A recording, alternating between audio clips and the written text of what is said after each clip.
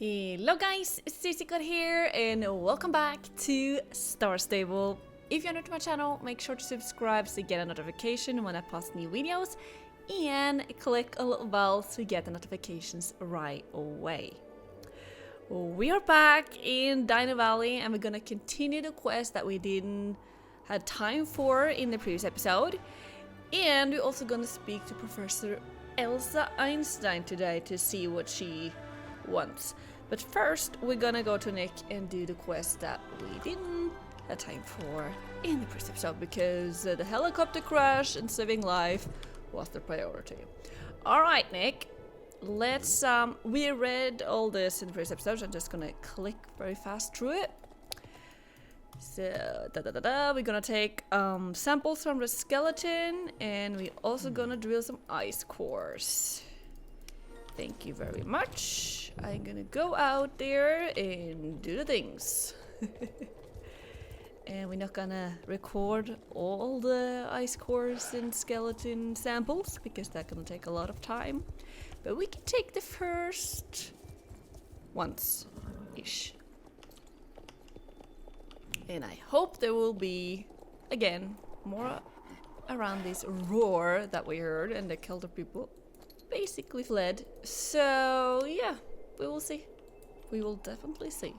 Okay, so we need 4 of those, alright? Alright, it's time to take one sample of this huge dinosaur skeleton. Imagine how big this was when it was alive. Very big. Look at that big mouth. Look very scary, but okay. Let's get this sample in. Okay, 5. I will do that quite fast. Alright, Nick, I have ice cores and skeleton samples. Thanks, the paleontologists at AAE are dying to see these test results. Great ice cores. Now we just need to send them express delivery so that they don't melt on the way. I will pack them in fabric, styrofoam and foil, and hopefully they will survive the journey. What do we know about the asteroid that hit here? We know that an asteroid hit the bottom of the ocean approximately 22,000 years ago. It was when the poor dinosaur creature that we see remnants of out on the ice was killed. The asteroid struck with such tremendous force that a landmass rose up out of the Earth's crust. The parts forced up above the sea level is the island we today call Jorvik. It's said that the landmasses only consisted of lifeless rock, that life didn't come to the island until much later, which sounds rather logical. Everyone mixes in legends and myths about the origin of life on Jorvik, but this is where I share AAE's view that life came naturally and gradually to the island, even though I'm a big supporter of Keepers of Eden. Well, anyway, we have never been able to drill down to the asteroid and have no real answers as to what it may have consisted of. We also don't know if it was smashed in the impact or whatever is lying there in one piece. All cobblestone found around the crater could almost certainly be the metal left behind from the asteroid, but we don't know for sure. Alright.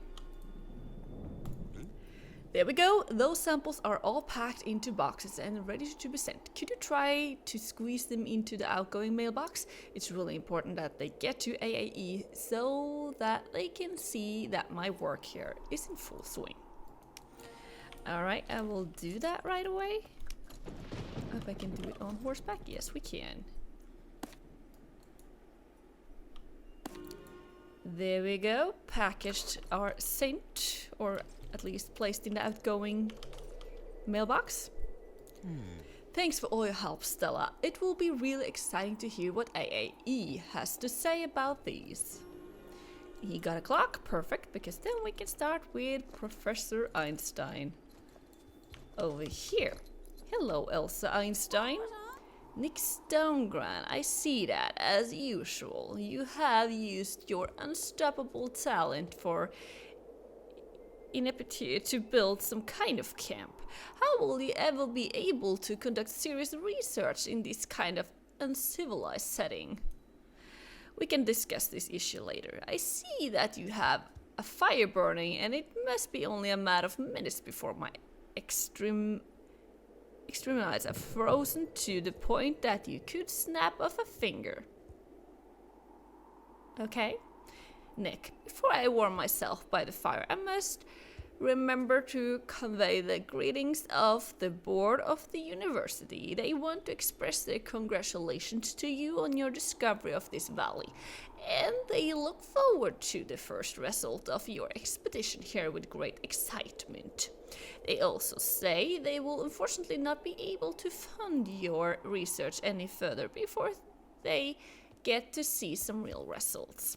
And with that said, Stella, I can now declare that never have I been so happy to be close to such primitive fire. Ah, precious warmth. You're not that close, but okay. I think Nick is not that happy with Elsa here. Oh dear, no more founding? That's quite a setback. Yeah, but we have sent some things for them. Oh, Stella, if I'm ever going to be able to make any proper discoveries, I can't have Professor Einstein poking around all the time. What's she doing here anyway? She hasn't said anything. What? If she's related to Albert? Well, yes, she is, but she's from the smart side of the family. If she thinks this camp is so awful, then she's welcome to improve whatever she wants. Just as long as she doesn't bother me and my epic plans. Tell her that from me, Stella. Yeah, I will be the messenger. But don't shoot the messenger. Hello to you again, young Stella. What I'm up to? Well, you know. Right, listen. My recent experiments with practical application of quantum dynamics weren't so popular with the university management. They were a bit miffed that I did build a very small nuclear reactor in order to generate enough power to run my devices. Yeah, I can understand their concerns. I assured them that it was harmless, but apparently it didn't matter. They were completely irrational and refused to listen to my entirely logical explanations. To cut a long story short, we agreed that I would pursue my research elsewhere until this whole affair has settled down, because apparently the authorities weren't very happy that someone had built a hydrogen bomb in the middle of Jorvik City. I will be quite shocked myself. Why did I build a hydrogen bomb? It was just a completely ordinary, entirely banal experiment. I did never intend to detonate the bomb for real, and certainly not right then in any case. Well, not everybody can be rational. For some reason, the university management found that this distant isolated location they did just heard about sound perfect for me to conduct my research in.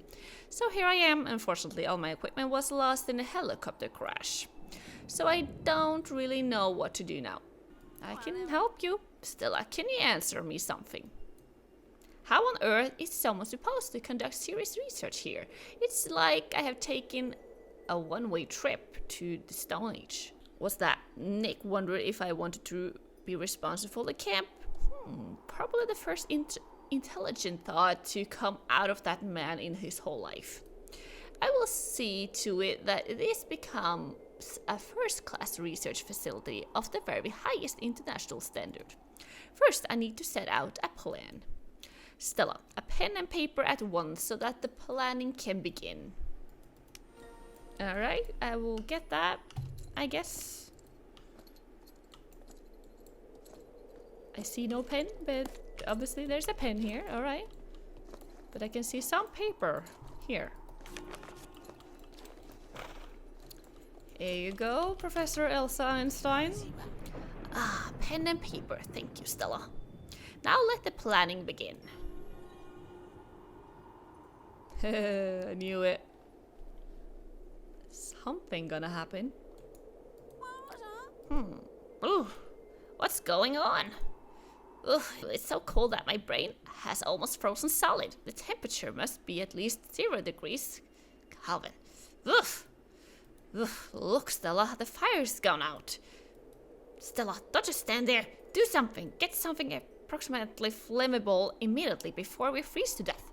Sticks, branches, twigs, anything. Ugh. She's one of a kind. Alright, I have found some branches.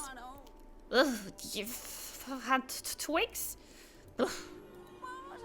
The fire's gonna so cold. Put the twigs on the fire, quick, Stella. Hurry! To take this lighter and light the fire. I will do that right away. Just take it easy there.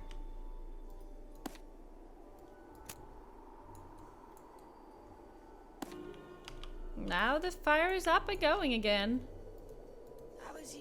Oh, he'd at least have lovely. That was probably the most horrific situation I have ever found myself in.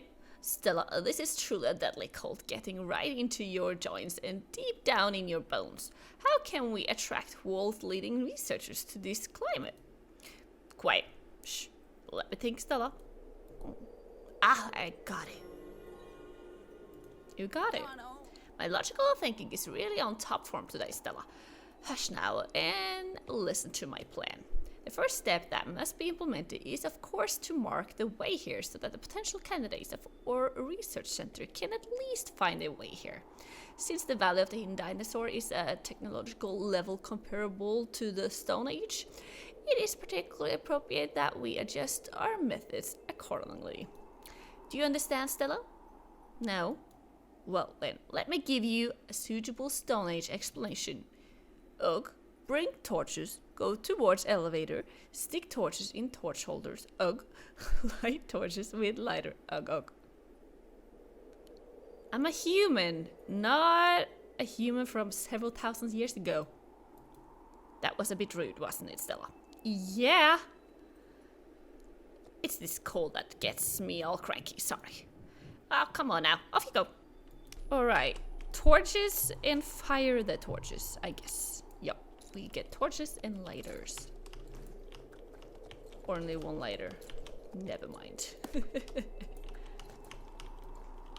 Okay, we place them first and on the way back we fire them. Alright, torches up. Let's put fire on them on the way back. Let's see here. Can I not do that on horseback? Oh, what? Oh, never mind. I used the wrong thing. Oh, then we are missing a torch actually. Alright, let's do this on the way back. Alright, torches are up. Sorry, horsey. Horses. Wow. Torches are up and they are on fire. Great. All well-lit path here is the most basic underlying part of my plan. Now let's continue. Let me clarify our position, Stella, so that you understand our precarious situation. We are a long way from AAE's headquarters and can't expect any financial assistance from them in the near future. Just to fill in the most basic forms will take me at least 3 months before the application has been proceeded and the money has been paid. We are talking about minimum of 2.5 years at least. Oh my gosh, we don't have time to wait for that, as I'm sure you can understand. What we should do? Well, Stella, that's obvious. We will... Aha! Now I know. The rational and logical thing to do is to lease land in the camp to souvenir salesmen and to attract tourists who want to share our discoveries, so on and so forth. A simple enough conclusion, don't you think, Stella? So, you know what the next step is, right? No? Think logical now. It's pretty obvious. Okay, I will explain. We're waiting for the letter to arrive. What letter, you ask? The letter from all souvenir salesmen who want to pen that here, of course. Come, away with you now. See if there are any letters in the mailbox. I think there's not any there.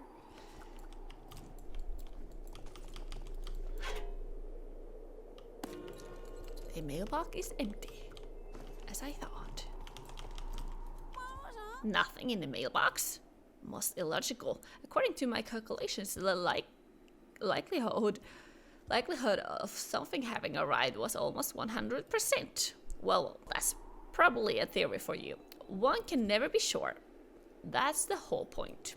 Anyway, you got lots of work to be getting on with here, and in any case, it's just a case of getting with the renovation work until the letter arrives. Unfortunately, I have got no time to be helping with that sort of thing. I need to go over my calculations so that I can give more exact predication of when the mail's going to come. This is most peculiar. There it was. This is most peculiar. So now we're gonna get dailies. Close one. Dying fire prognosis, not good. Okay, so we're gonna do dailies from now on. So now we have reputation quests for Professor Einstein here. And since we have a clock and the time is actually out, we need to end this video here. But we will already have a new video tomorrow. But I normally record 2 videos each day. So Nick here will still have a clock when we are back tomorrow, so we are actually gonna take some quests outside Dino Valley tomorrow. And I'm thinking Figaro first of all, but I also want to check out these. The Vineyard Garden. So we'll see how much time we have, and I see we have a new race here as well. So first priority I think is Figaro, and then we will see if we have time for the garden afterwards. So you guys, what do you think about that? We now are getting Nick Stonegrass Camp a bit upgraded. We're gonna work on some daily quests and eventually build up this more and more. And I'm actually looking forward to how it will look like when we are finished, basically. And we're of course gonna continue with Nick, not in the next episode, but after that, to search for things, be exploring around and so on. But we'll take a little break in the next episode because I'm recording 2 videos each day. So, or not each day, but at the time. So they're still gonna have reputation quest and they're gonna have a clock. So yeah. Let me know what you think about today's episode. Let me know what you think about Dino Valley in general. And we will continue with it in next week, because in tomorrow's episode we will go a little outside Dino Valley. So give a thumbs up if you like the video, don't forget to subscribe, share it with your friends, and I see you in the next episode. Bye!